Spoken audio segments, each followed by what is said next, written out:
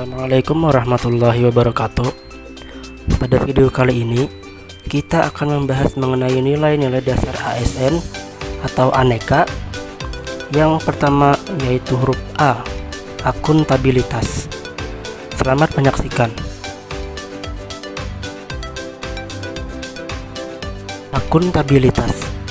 Akuntabilitas adalah nilai-nilai dasar ASN atau yang disingkat ANEKA dari huruf yang pertama yaitu A. Apa itu akuntabilitas? Akan kita bahas selanjutnya. Definisi akuntabilitas. Akuntabilitas artinya adalah pertanggungjawaban yang harus dicapai. Akuntabilitas merujuk pada kewajiban setiap individu, kelompok atau institusi untuk memenuhi tanggung jawab yang menjadi amanahnya, yaitu menjamin terwujudnya nilai-nilai publik. Lanjut ke aspek-aspek akuntabilitas. Aspek akuntabilitas yang pertama adalah akuntabilitas sebuah hubungan dua buah pihak antara individu atau kelompok atau institusi dengan negara dan masyarakat. Yang kedua, aspeknya adalah membutuhkan laporan, yaitu laporan kinerja individu dan institusi. Yang ketiga, berorientasi pada hasil yang diharapkan aparat pemerintah yang bertanggung jawab, adil, inovatif, dan hasil maksimal. Yang nomor 4, membutuhkan konsekuensi. Di sini artinya adalah konsekuensi, yaitu sanksi atau penghargaan. Aspek yang terakhir, memperbaiki kinerja PNS dalam memberikan pelayanan kepada masyarakat. Kita masuk ke 3 fungsi utama akuntabilitas publik. Ada 3. Yang pertama adalah peran demokratis, yaitu untuk menyediakan kontrol demokratis. Yang kedua, peran konstitusional untuk mencegah korupsi dan penyalahgunaan kekuasaan. Yang ketiga, ada peran belajar, yaitu untuk meningkatkan efisiensi dan efektivitas dalam belajar. Selanjutnya kita masuk ke tingkatan akuntabilitas. Tingkatan akuntabilitas bisa kita gambarkan sebagai piramid. Yang paling bawah adalah akuntabilitas personal, yaitu nilai-nilai yang ada pada diri seseorang seperti kejujuran, integritas, moral, dan etika. Naik lagi ada akuntabilitas individu, yaitu hubungan antara individu dan lingkungan kerjanya, yaitu antara PNS dengan instansinya sebagai pemberi kewenangan.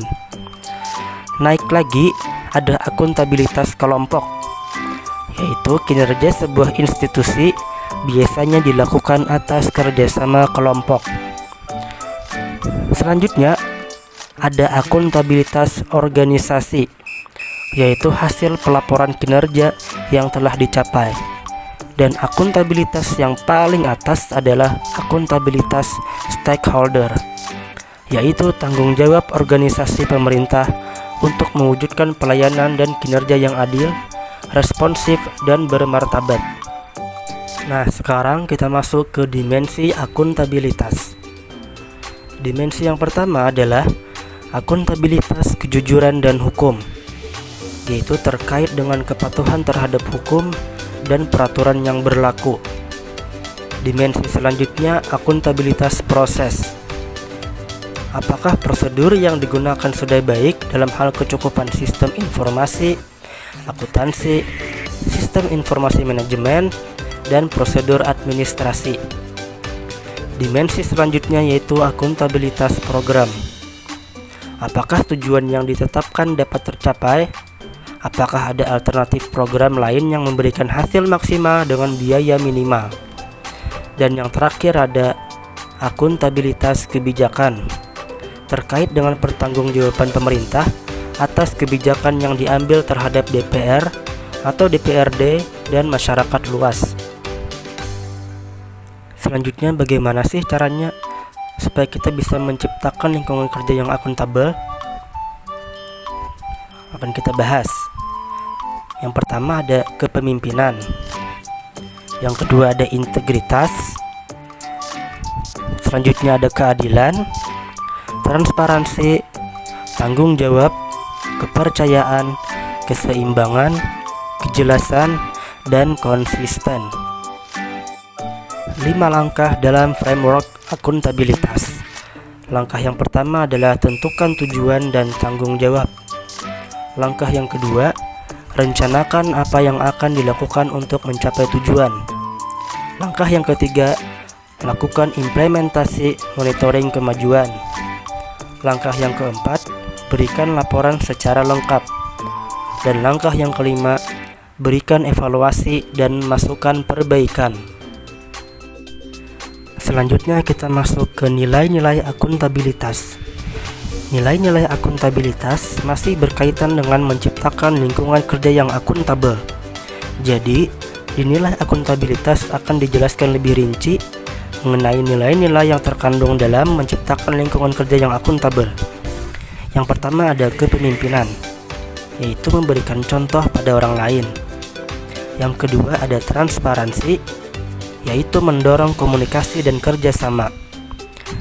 Selanjutnya ada integritas, kesesuaian ucapan dan tindakan. Selanjutnya ada tanggung jawab, yaitu kewajiban atas apa yang telah dilakukan. Selanjutnya ada keadilan, yaitu adil dalam bersikap. Selanjutnya adalah kejelasan, yaitu mengetahui peran, kewenangan, dan kinerja yang diharapkan organisasi. Selanjutnya adalah kepercayaan, yaitu lingkungan yang akuntabel berasal dari hal yang dapat dipercaya.